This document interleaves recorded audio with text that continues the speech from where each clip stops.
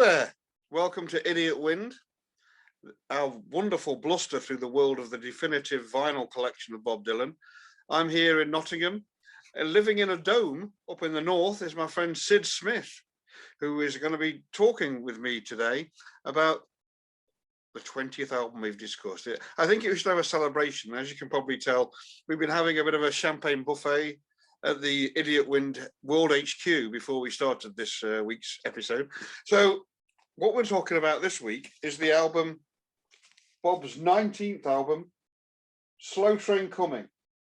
And there we go, Sid as faithful as ever, dogged in his determination to follow the series, the back of the album cover, a wonderful sunset, pretty spectral. And yeah, and inside we have an inner sleeve. There's Bob on that side, and on the other side, just the album credits of the musicians on this record. This is an unusual album compared to all the others. This is a real break with the Bob of old.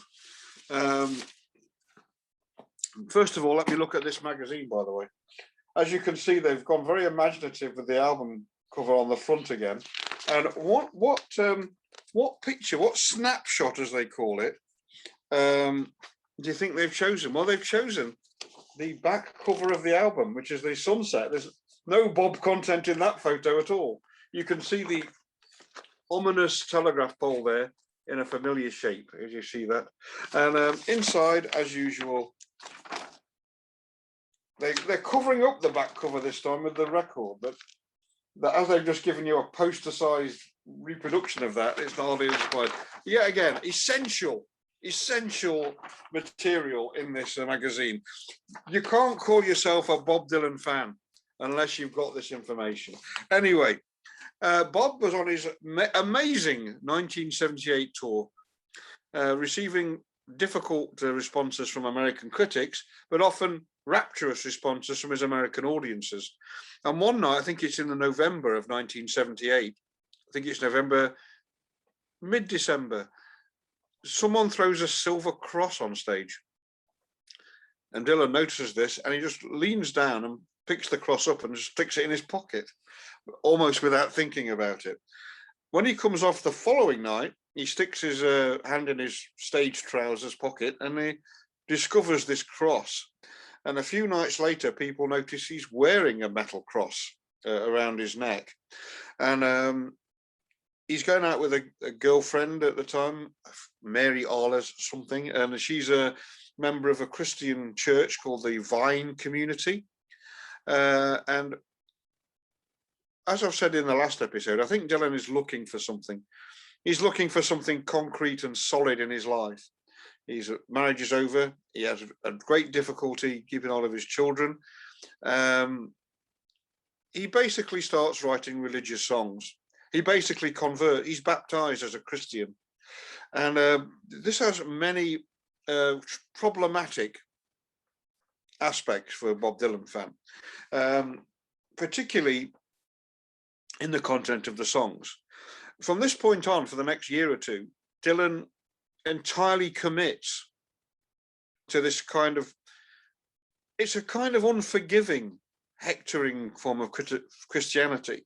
There are many forms of Christianity that are almost invisible in their adherence, and also centered around the basic tenet of Christianity, which is forgiveness. That's not how Bob Dylan comes over, particularly in the early days of his conversion. Allen Ginsberg visits him backstage a year later when he's on tour with the Slow Train Coming material. And he's anxious to talk to him about this conversion. And he said he emphasizes to Dylan that the nature of God is love, and that Christianity is basically a religion of love. And he said, Bob said to him, yeah, but he also comes to judge. And that sums up the problem I have with some of this material. But anyway, the album itself is recorded at the very famous Muscle Shoals Studios. And it's produced by Jerry Wexler and Barry Beckett, who usually did rhythm and blues records. They're very good producers. They're asked to produce Bob Dylan, as he's been after them for a few years to produce an album. He likes them a lot, and he goes to see Dire Straits shortly before this album starts working. So we get Pick Withers on drums from the original lineup of Dire Straits, playing all the drums on this record, and the lead guitarist is Mark Knopfler. This is their first go working with Dylan. This album takes about 11 days to record. The first day is a waste of time. It doesn't work at all. Dylan comes back the next day and things start to happen musically. At one point, Knopfler goes up to one of the producers and says, well, during the sessions, they've not been told these are religious songs. They've not been told about any conversion. But Knopfler says to one of them, have you noticed all these songs are about God? And they go, yeah, weird, isn't it? Yeah. But, and also, Caroline Dennis, who sang on the last album, she's one of the backing vocalists. The backing vocalists, we've got Tim Drummond on bass, he's Ry Cooder's bass player. Pick Withers on drums, Barry Beckett himself, one of the producers, on keyboards, Mark Knopfler and Dylan on guitars, and the Muscle Shoals horns on this record. And Caroline Dennis, Alina Springs and Regina Havis, who were basically singing on the Street Legal tour. Dylan's original plan for these songs was allegedly that he produced the album and that Caroline Dennis sang them all. But that seems to have gone by. He seems to have changed his mind in the preparation stage.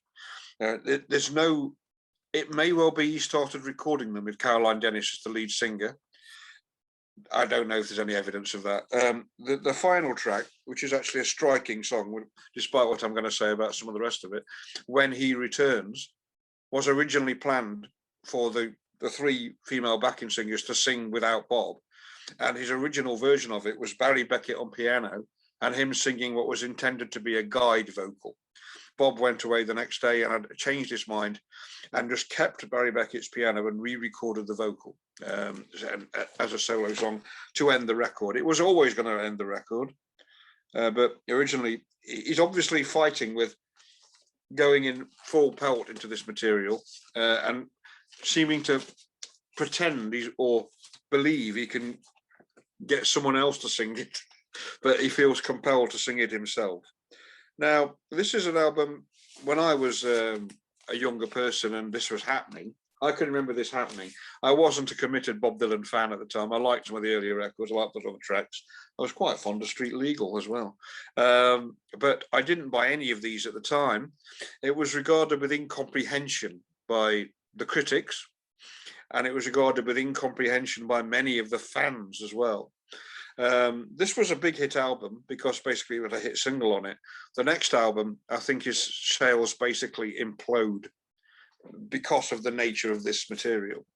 And also the shows, in many ways, these shows would be a Dylan fan's dream in any other period of his career, because what he does on the Slow Train Coming tour is play a set that doesn't include anything more than a year old. He doesn't play any of the songs from any of the previous albums. And there's at least 7 or 8 unreleased at that stage Dylan songs, which will be on the next album and these. So he's saying, this is me now, this is the new material. And in any other period, that will be, like today, as I mentioned before, he's doing a set heavily based around nearly every song off his new album. And that is great. That's really laudable. And it's laudable. He decides to play a new set. He's got all these hits and classic songs. He doesn't play a single one of them. He just plays the new stuff. And if it was anything but the gospel material, everyone would have been cock-a-hoop in the fan base. In America, the first lot of shows is picketed by the American Atheists Association, who regard Dylan's Christianity as, quote, dangerous. And he receives very weird reviews. In nowadays, listen to this record, with this weird period safely behind us, I think this isn't a bad record. And I think this is fundamentally, first of all, I think this is a very well-produced record.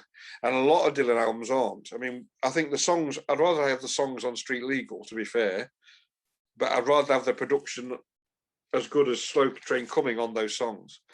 I think Barry Beckett and Jerry Wexler do a fantastic job on this record. I think Mark Knopfler's guitar is great. I think the backing is tasteful throughout. I think there are several excellent songs. I think Gotta Serve Somebody, whatever you think of the words, and I'll come to words in a minute. Gotta Serve Somebody is a great song. It's just it became a huge hit for Dylan. I think one of possibly his biggest hit ever in the charts. I think Precious Angel is a good song. I think Slow Train is a good song. I think there are several good songs on the second side, particularly When He Returns is a very dramatic song. Mike Scott of the Waterboys has recently, who also had Barry Beckett producing one of their records years ago, the late Barry Beckett now, he's no longer with us, holds that up as a great example of Barry Beckett's piano playing. Said he loves Barry Beckett and that's him at his absolute best. But there's a lot wrong with this material as well. And one of it is, I know you don't disagree with this and you're probably welcoming what's happened. I don't know, Sid, whether you're going to welcome this album with open arms or come out punching as you so often do. But the lyrics on this album, one of Dylan's major points of interest for people is lyrics. And on the previous record, we had 4 or 5 blazing examples of him showing what a remarkable and unique lyricist he is. That's gone here. These are hectoring songs. They're simplistic. By the very nature of the songs, there's no ambiguity and there's no subtext. He's saying to you, you've got to follow Jesus or you're going to die and you're going to be dead forever. You're going to follow Jesus or you'll be damned for all eternity. That's the message of every one of these songs. And later on, he writes religious songs where he focuses very much on his own frailty. And that's much more interesting because he's accepting his own flaws and he's using his religion as a way of pointing up those flaws. There's little sign of that here. This is all, you better do what I do or you're going to be in real trouble. And it reaches an absolute nadir with a song called Man Gave Names to All the Animals, which I think is one of the absolute low points, not just of Dylan's career, but of any major artist's career. And of course, there's always a simple reason for Dylan doing these things. He made up this song to entertain one of the backing singer's kids. And that's all right. That's all right if you do that in the session, but not when you give a quarter of side 2 of your new album to it. I think it's a ridiculous song. And it's Man gave names to all the animals in the beginning, long time ago. Writes the bloke who wrote Tangled Up in Blue, Masters of War, A Hard Rain's Gonna Fall, and Changing of the Guard. Well, thanks, Bob. You could have got one of the kids you're singing to write that. So I think this is my feelings are mixed. I think another poor track is I Believe in You, because correct me if I'm wrong, but in the verse of that, isn't he singing the melody of the Elvis Presley song I Can't Help Falling in Love with You? Isn't he actually singing that song? I mean, he's not written that tune, has he? I mean, that just distracts me so much. He sings it in a very heartfelt way, which is even more disturbing. He sounds really like he believes the song, but I keep thinking of they asked me how I knew, because that's the song he's singing. So those are the 2 low points for me. But as I say, Gotta Serve Somebody, Slow Train is a great song. I just think that's musically, and the way it's arranged, the horns, it's fantastic. And Precious Angel's good. When He Returns is great. The rest of it, you've got an EP here. What do you think of it? So I didn't know this album at all. Yeah. I'd not heard anything from it. I was aware, maybe a long time after the fact, that Dylan had this religious conversion. Dylan in 1980, did this come out in 1980? 79. This is the year after. He's been consistently on the road in '78. He converts on the road. Okay. So and in the early and he starts writing these songs, and in early '79 he records this album. Okay. And it's out pretty quickly, you know. So I for whatever reason, maybe it was a change in the circumstances where I was living. Maybe I'd moved house and I wasn't sharing with a Dylan fan by then. It could be as simple as that. But for whatever reason, the whole religious controversy kind of completely passed me by. I didn't know anything about it at the time, and only became aware of the controversial aspect of it, you know, in retrospect. So I listened to the album today, and for the first time. So I've only heard it 1.5 times, and that's that's more than you've played Blood on the Track. So you know, let's be honest. You should be a real expert on this one. So I kind of sort of feel like Blood on the Tracks. It's slightly unfair to you know. Well, you're very unfair to Blood on the Tracks. Be critical of an album. Yeah, it's very unfair. But I'm getting a feeling that you might be risking it. Well, no, not particularly. I mean, I in one sense, I'm insulated from some of the more pernicious aspects of the album because I don't really listen to the lyrics. So yeah, that's true. So actually, my initial impressions of the album are much like yourself. It sounds good. It's well produced. There's some lovely. I listened to it on headphones because I was up very early this morning and I didn't want to disturb anybody else with this stuff. So listening to it on headphones is you know, you kind of get immersed in the world of it. The downside, of course, of listening to it on headphones is that you can't avoid the lyrics. The words. Yeah. The words. That's the trouble with it. So just before I move on to that, I also was very taken with Mark Knopfler. Mark Knopfler's playing on it. I mean, Mark Knopfler's a great guitarist, I think. Yeah, he is. And there's a lot of Mark Knopfler stuff that I really like. I'm not much of a, I'm not a great Dire Straits fan by any means. I like that first album. I'm not fussed really on much else after the first album. But Mark Knopfler's playing on this is really good, and it has that sort of. And I was actually quite surprised by how restrained it was, and that makes it far more telling, you know. The fact yes, it does. Yeah, the fact that he isn't just splurging a whole load of guitar lines. He's choosing what notes to play. He's choosing what he plays. Yeah, very focused, and it's very incisive playing. All of which I think, you know. So this material is really well done. I think. The whole religious stuff. Well, I'm a big Ry Cooder fan. You mentioned Ry Cooder. I'm a big Ry Cooder fan, and you know, there's a lot of Ry Cooder. I remember somebody said to me when Prodigal Son came out, which is a beautiful album. Somebody sort of said, "Oh, isn't it full of all God bothering songs?" And yes, it is. But Ry Cooder albums, not exclusively, but have always been full of God bothering songs. There's a tradition. I mean, Ry Cooder, you know, obviously we know there's a good sort of musicological aspect to what Ry Cooder does in terms of trawling through American music, popular music's past, and gospel music, and he draws on all those sort of influences. I suppose the point I'm trying to get to, and taking a long way of getting to it, is that what I hear with Ry Cooder stuff is, and particularly that last album, Prodigal Son, is I don't hear.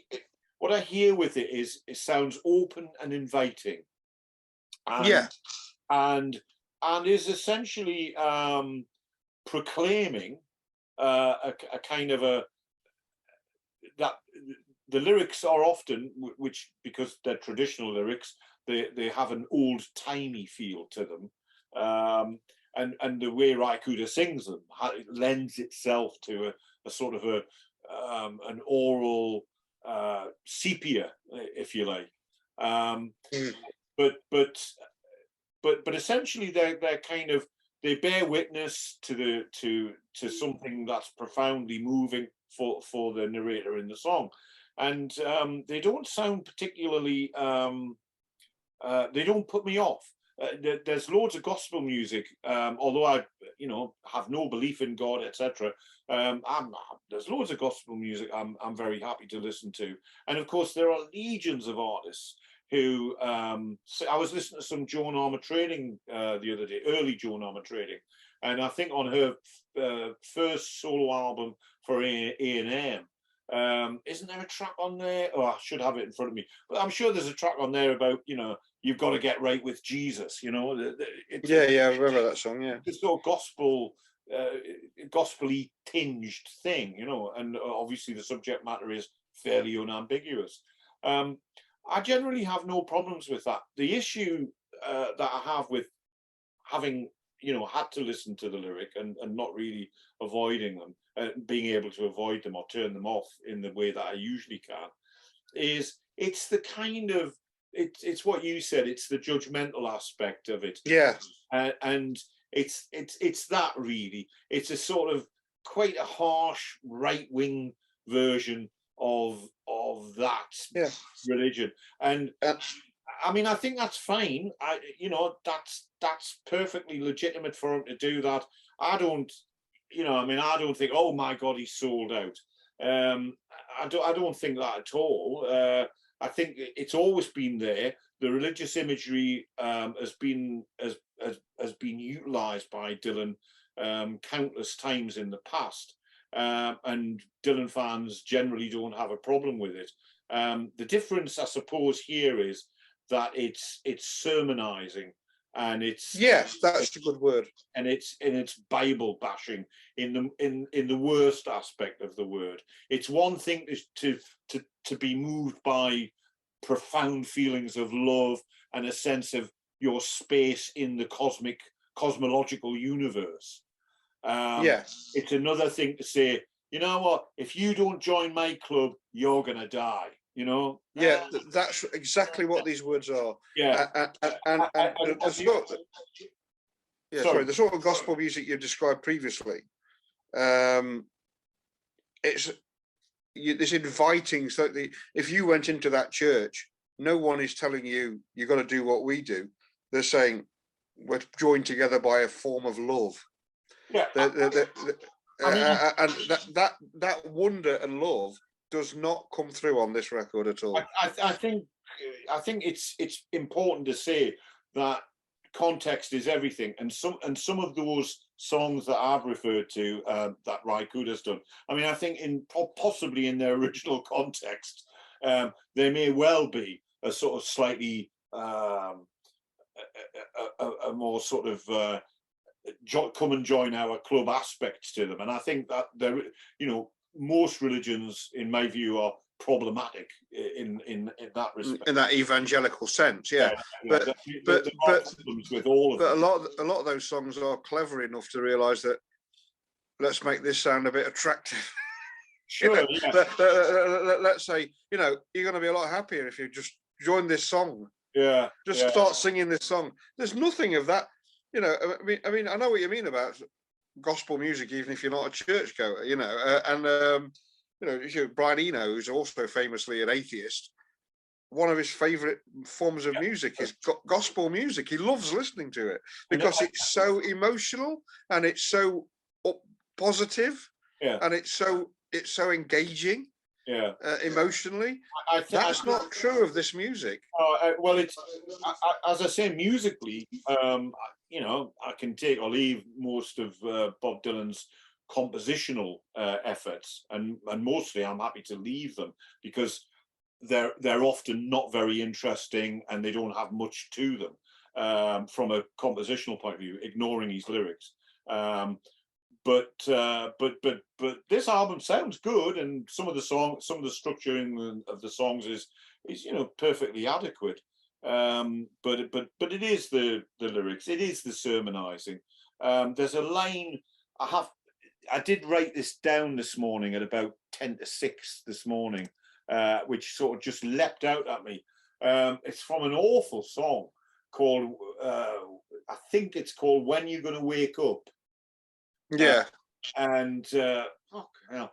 There's a line in it which he's castigating people, generally. And he's saying to them, spiritual advisors and gurus to guide your every move. Instant inner peace, and every step you take has got to be approved. And he's saying that like that's a bad thing. And he doesn't see. And yet, yeah. And just going on from what we're saying about street legal, I think this is a bloke who isn't right wing, who isn't illiberal. This is a bloke who's really, in his personal beliefs, has got no hint of what these churches preach. I think this is a bloke in severe psychological distress, and that's my key to this period. I think the lyrics are awful. Yeah. I think there are. I mean, when you've got an artist who's who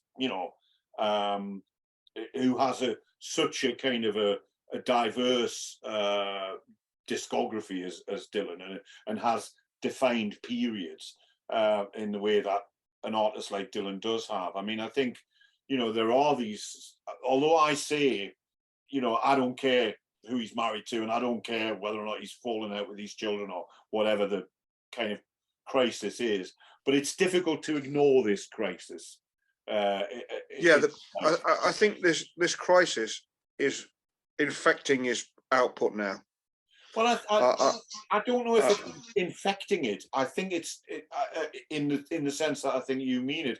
I think it doesn't taint Bob Dylan's brand, if you like. I think it's it's just like it's another facet. We all change. All of us change, and all of us are subject to. I mean, I don't hold the same political views that I held when I was 20 years old. I hold different. I hold different views. Yes. Some elements of which are absolutely consistent. But in other respects have changed quite differently. There's been kind of quite a radical rethinking, and I think that's fair enough that Dylan goes through that. I mean, if he played tenor saxophone or something, we wouldn't know. We wouldn't care.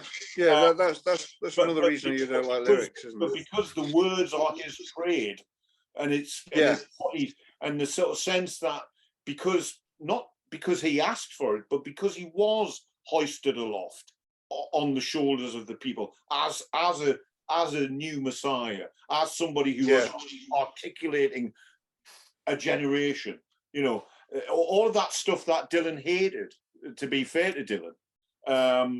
All of that stuff, he didn't want to be the Messiah, and so his journeys through these different points in his life, and this is just the latest journey, and he's allowed.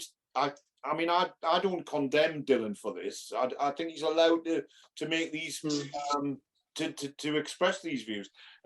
It's not something I particularly want to spend much time with. I can say with absolute certainty, I will never listen to this album again, but that's not because I take great umbrage at his right-wing sermonizing on you've got to serve or whatever, or this tosh in when you're going to wake up, if that's what it's called. But there's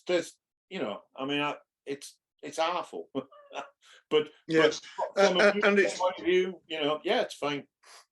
And because of this, obviously these views weren't shared by a lot of his avid fan base either, and I think there are some good songs, and I think there will continue to be the odd good song in these 2 or 3 albums. But what people do tend to say, when he got over that then and he went back, but the interesting thing about Bob Dylan is he never renounces Christianity, Oh, and I'm absolutely certain he still is a Christian. I'm absolutely convinced of that.